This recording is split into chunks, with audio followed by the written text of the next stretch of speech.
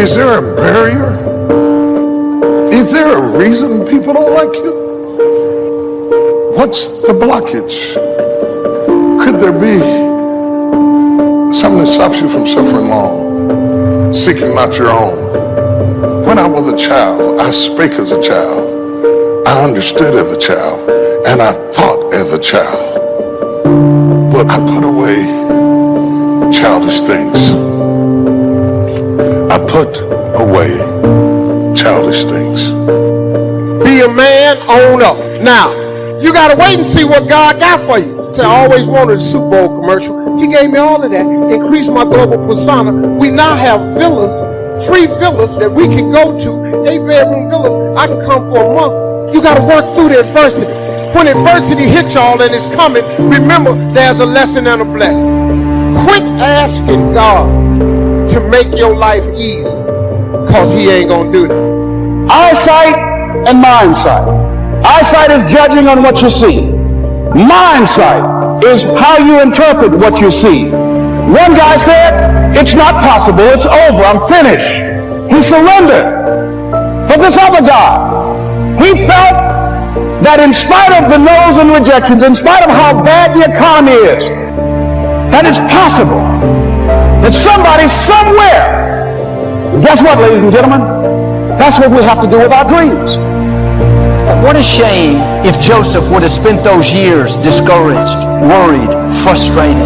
What God promised you is going to come to pass. The dream he put in your heart is already on the schedule. The question is, how are you going to spend the time while you're waiting? Looking back in regrets, upset, looking forward, wondering why it's not happening? No, stay in the present. Take it one day at a time. You don't have grace for tomorrow. If you're trying to figure out the next 20 years, you're going to be frustrated. You have grace for this day. When you get to tomorrow, there'll be grace for that day.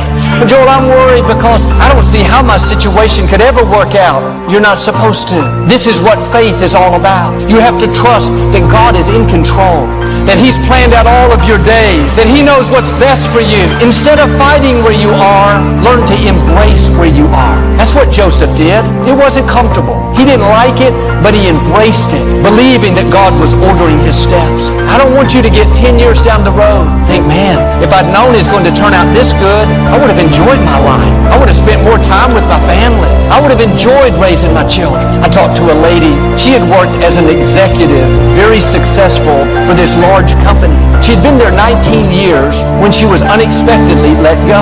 It wasn't any kind of wrongdoing. The company was just restructuring and didn't need her. She was disappointed, but she knew something else would open up. She has 2 master's degrees. She's very experienced, very personable, a leader in her field. She applied to company after company, even in different states, but no response. No one was interested. She couldn't understand it. A couple of months after she lost her job, her mother became ill, needed someone to take care of her. She decided that she would do it while she was looking for a job. Every day she would go to her mother's house. They would visit and run errands. Her mother came to her house and helped her fix it up. She had so much fun with her mother, made so many great memories. 10 months later, her mother passed. 3 days after she laid her mother to rest, she started getting one phone call after another from companies she had applied to months and months before. Not one offer, but 4 great offers came in. She accepted a position with more responsibility, more income, better environment. She said, it's a position that I enjoy much more than my previous job. Look at how God works. That closed door, the company unexpectedly letting her go, seemed like a bad break. That wasn't fair. Another position not opening up with all of her credentials, all of her experience, education. That doesn't make sense.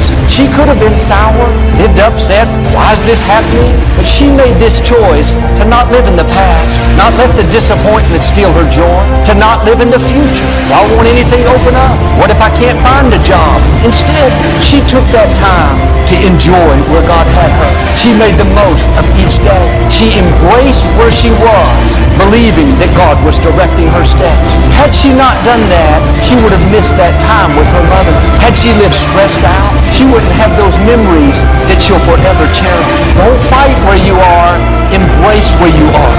Make the most of each day. Yes, she needed a job, but don't get so focused on the future that you miss the beauty of this day. Yes, she was disappointed that she was let go, but don't let the past keep you from seeing the good things in your life right now. God is ordering your steps. Sometimes we don't understand. It's not comfortable, but like with Joseph, all the disappointments, delays, betrayals, they were a part of God's plan to get him to the throne. God is going to get you to your destiny. He's going to work out all things for your good. While you're waiting, when you don't see anything happening, things aren't turning around, trust him enough to enjoy your life. See the good in each day. Be grateful for what you have. The song says, it's a beautiful day. Don't let it get away. Once we live this day, we can't get it back. Are you living it in tomorrow, focused only on your dreams? Are you living it in yesterday, focused on what didn't work out? When all the while, God has you at this place for a reason. There's a blessing in disguise. There's someone you can connect with. There's a test that you can pass. If Joseph would have been bitter, he would have never helped the butler. The butler is the one that helped open that door for him. And the scripture says to make the most of this day. Doesn't say make the most of yesterday, make the most of tomorrow. What are you doing with today? Are you embracing where you are, or are you fighting where you are? Are you present and connected, or are you present and disengaged? When life called the roll today, did you show up passionate, enjoying your family, looking forward to another great day? Joel, I would, but man, I've had disappointments. These people did me wrong. My dream hasn't worked out. How do you know that's not leading you to your destiny? God is ordering your steps. It may not be good, but he wouldn't have allowed it if it was going to stop your purpose. Don't get 20 years down the road and see it all come together and have to say, wow, I spent so much of my life worried, not enjoying my family, mad at the people that did me wrong. Let it go. It's all a part of the process. These are tests we have to pass. We can get to our destination enjoying the journey, seeing God's favor despite the opposition, or we can get there worried, sour, upset. I'm asking you to live in the present, one day at a time. Yes, it's good to have goals. Keep your vision in front of you, but don't let what hasn't happened frustrate you. Make up your mind you're going to enjoy each day. Enjoy your family. Enjoy the people you work with. Enjoy the beauty of creation. Take time to smell the roses. All through the day, it's good to take a few deep breaths and just breathe in God's goodness.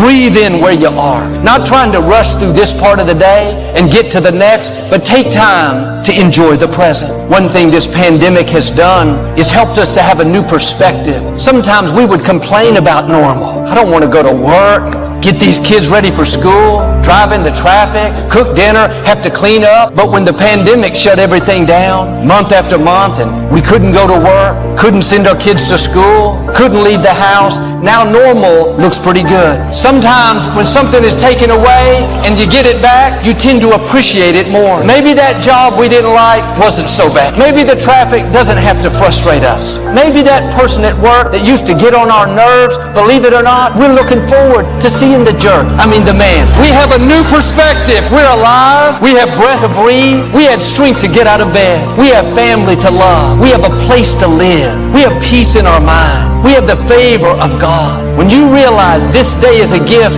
then you'll live it to the full. Not depending on your past, not based on your future, but you will say like David, this is the day the Lord has made. I'm not going to just drag through it. I'm going to be glad in it. Not just going to be present. I'm going to be connected. I'm going to make the most of it. If you'll do this, I believe and declare you're going to have better relationships. You're going to have more joy and fulfillment. Like with Joseph, negative situations are about to turn around. Promotion is coming. Vindication, healing, breakthroughs, the fullness of your destiny.